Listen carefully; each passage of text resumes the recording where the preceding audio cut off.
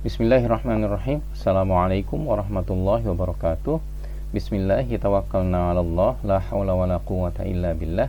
Asyhadu an la ilaha illallah wa asyhadu anna Muhammadan abduhu wa rasuluh. Allahumma shalli ala sayyidina Muhammad wa ala ali sayyidina Muhammad.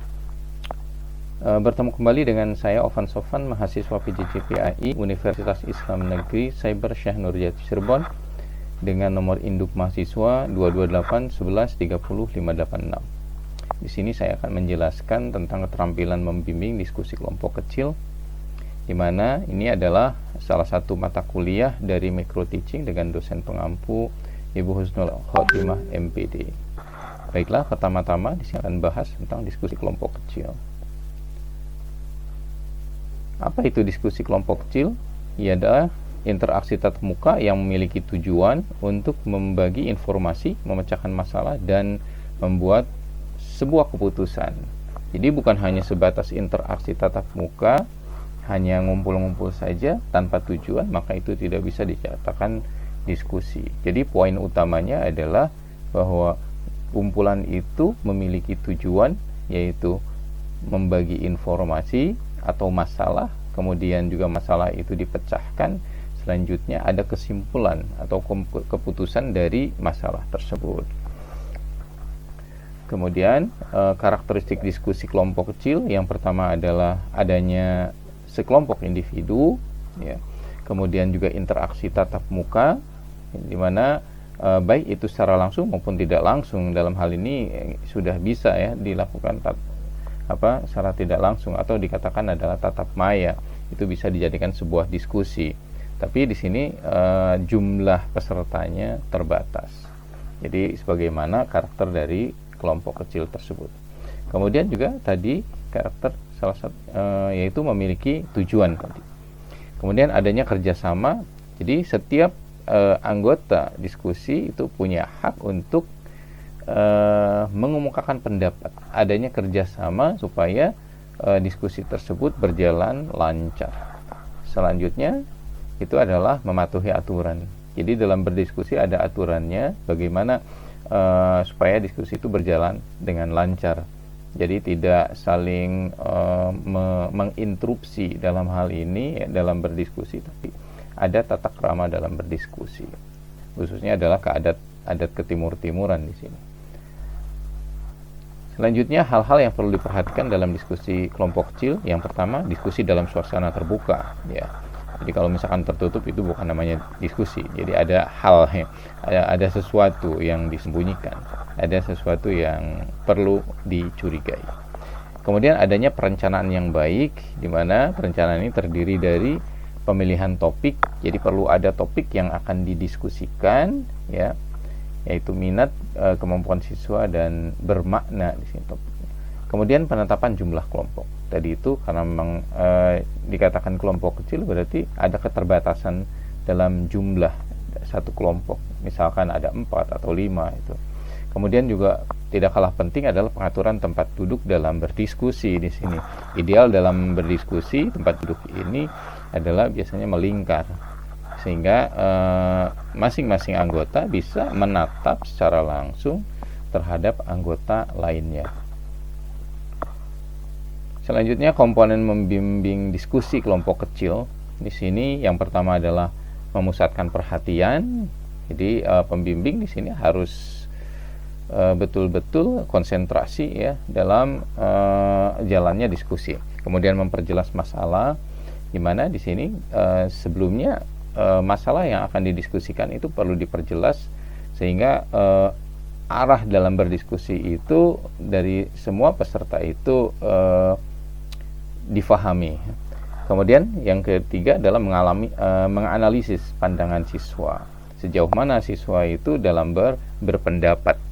Kemudian yang keempat, meningkatkan kontribusi siswa. Jadi pembimbing hendaknya merangsang ya, bagaimana supaya siswa itu banyak berinteraksi gitu antar siswa. Kemudian juga menyebarkan partisipasi siswa. Selanjutnya menutup diskusi. Yang pertama di sini memusatkan perhatian. Itu yang pertama adalah menentukan tujuan awal diskusi. Jadi kita harus konsentrasi terhadap tujuan awal diskusi itu apa, kemudian topik atau masalahnya juga harus diperjelas. Kemudian menandai dengan cermat pendapat yang tidak relevan atau menyimpang dari diskusi. Selanjutnya ketiga, merangkum hasil pembicaraan sebelum ke tahapan pembicaraan berikutnya. Yang kedua adalah memperjelas masalah, yaitu menguraikan pendapat sehingga menjadi jelas. Dengan kata lain, dia bisa jadi sebagai penyambung lidah dari pendapat yang dari anggotanya ya, dari siswa yang berpendapat. Kemudian juga tak kalah penting dalam memperjelas ini, pembimbing bisa memberikan contoh yang sesuai dengan topik ya, atau masalah yang sedang diskusikan, sehingga masalah itu menjadi jelas dan dapat dipahami oleh seluruh peserta diskusi. Selanjutnya menganalisis pandangan siswa. Yang pertama, memperhatikan alasan yang mempunyai dasar yang kuat atau tidak. Di sini seorang pembimbing di sini penting memperhatikan alasan yang dikemukakan oleh siswa. Apakah alasan itu relevan atau kuat ataupun tidak sama sekali di sini. Kemudian memperjelas hal yang disepakati dan tidak. Nah, ini penting untuk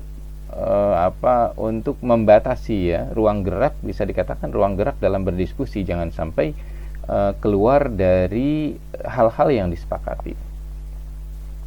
Meningkatkan kontribusi siswa. Yang pertama, mengajukan pertanyaan yang dapat merangsang siswa untuk berpikir. Nah, terkadang di sini banyak siswa yang berpendapat ininya sifatnya pasif. Yang maksud pasif ini adalah dia akan berpendapat kalau misalkan ini mengajukan pertanyaan yang dapat merangsang siswa untuk berpikir. Nah, pembimbing di sini perlu memberikan rangsangan dalam bentuk pertanyaan supaya siswa itu mau berpikir, kemudian mengemukakan pendapat. Dan juga yang kedua, memberikan waktu yang cukup kepada siswa untuk berpikir. Nah, penting kiranya bahwa diskusi ini membutuhkan waktu yang cukup panjang ya. Bisa jadi 2 kali jam pelajaran ya. Itu dalam berdiskusi. Berarti ya mungkin 1 jaman lah gitu ya. Kemudian juga yang ketiga, menyimak pendapat siswa dengan penuh perhatian dan simpati.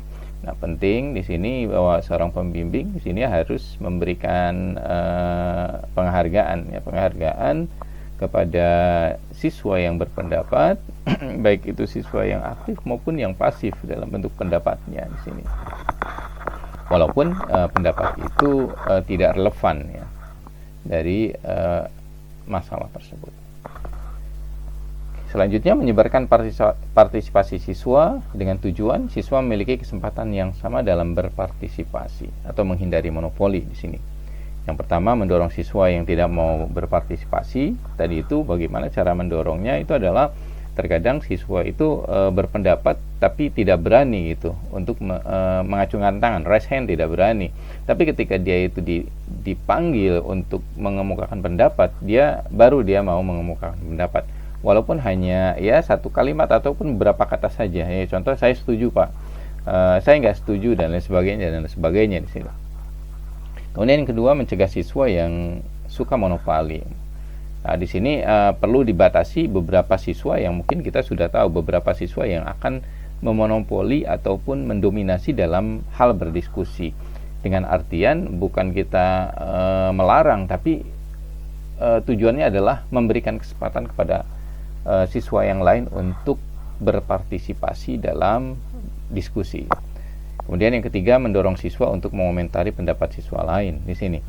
Ini juga seorang pembimbing penting ya untuk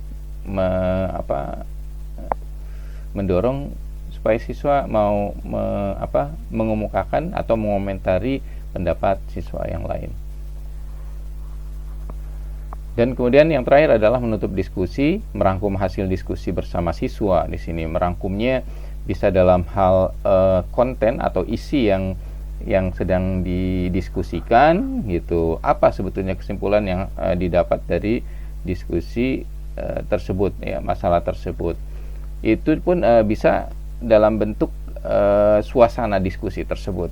Misalkan ada yang pendapatnya menyimpang, itu juga perlu dijelaskan. Kemudian juga ada yang beberapa siswa yang tidak aktif, kemudian juga mungkin ada suasana diskusi yang sedikit memanas atau tegang. Nah, ini juga harus dijelaskan di sini ya.